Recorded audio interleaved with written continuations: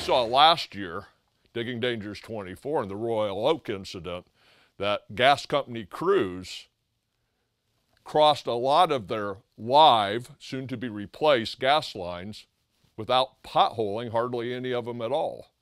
They struck one that resulted in a fatality, an explosion, a fire, and a fatality, but they also nicked several others that didn't result in a leak. When you look at Royal Oak and you read the Michigan Public Service Commission report, and the workers who at the end of their workday knew they hit a gas pipe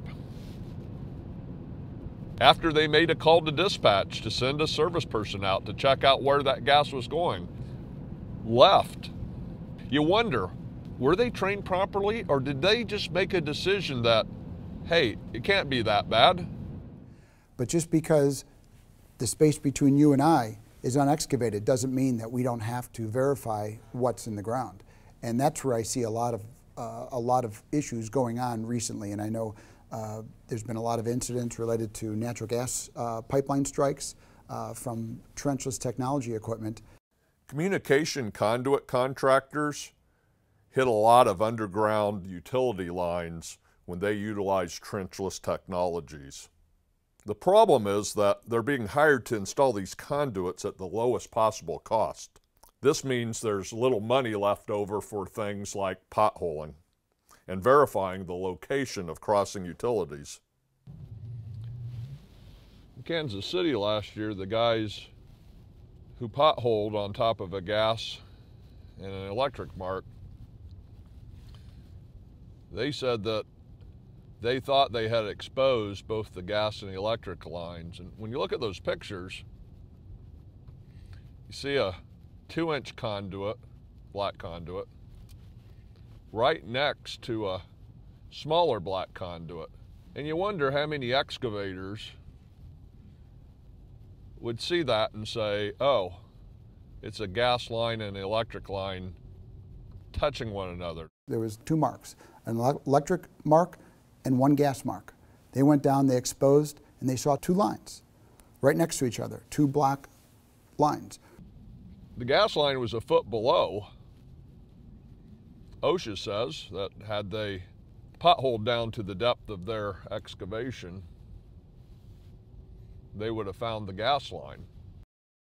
More information provides that operator or that excavator with more decision knowledge. So knowing that, you know, the gas line was yellow because it was a yellow plastic pipe versus a black conduit, they can make the right choices in what they're doing moving forward. 5 to 10 years ago, it was rare that you saw a vacuum excavator working in conjunction with construction crews. Now today you see it all the time. Utilities that employ trenchless contractors need to improve their internal specifications. Whether it's a perception or just lack of wanting to do more, they feel that we're only making 2 excavations, one at the entry pit of the drill head and one at the exit pit, and they ignore everything in between, and that's a big issue I see. And if you go back and look at where, not saying all, gas, electric, telecom, water, they're all hitting other facilities when they're using trenchless technologies. To go out there and pre-plan as a construction worker, as a contract company, understand the threats, know what you're dealing with, expose them, makes then the excavator, their life much easier. They know where to dig, they know where things are congested, and they know where things are safe. And it goes back to the lack of potholing or verifying the drilling head going across, crossing underground utility, paralleling a utility. More information about what it is, not just a line on the ground, but what it is that you're looking for.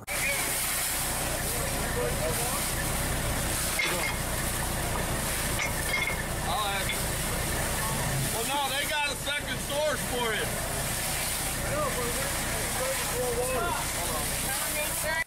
The damage prevention industry has what could be considered, at best, minimal practices when it comes to trenchless installation of underground utility lines.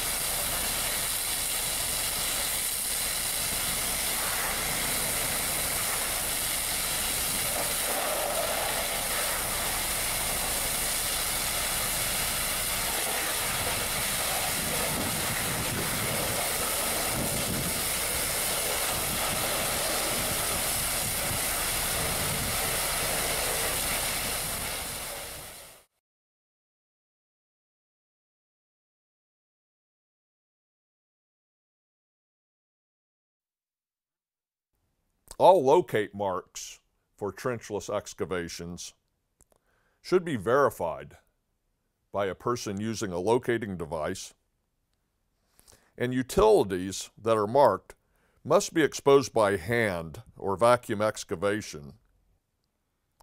The locator for specific utilities must be contacted if there's any questions about the marks. Assumptions can't be made. When crossing a marked utility during a pilot bore or a back reaming operation, the crossing must be visually observed, even if it's under pavement. If visual observation is not possible, then strong consideration needs to be given for a different bore path. When we consider unmarked sewer laterals, these lines should be located by the trenchless contractor, either by using GPR or with a sonde. The gas utilities and their contractors are improving mostly because of the issues associated with sewer lateral crossbores. The drill head must not enter the tolerance zone of other installed utilities. The back reamer size must always be considered when determining the appropriate pilot bore location. Each tracking location should be marked and the depth recorded. Positively identify by potholing all parallel utilities at the beginning and ending of all bores. Do this every 200 foot if the line is within 5 foot of the proposed alignment, or 50 foot if the line is within 3 foot of the proposed alignment. Those operating trenchless installation equipment should always have a plan in the event of an electric strike, a gas line strike, or a sewer line strike.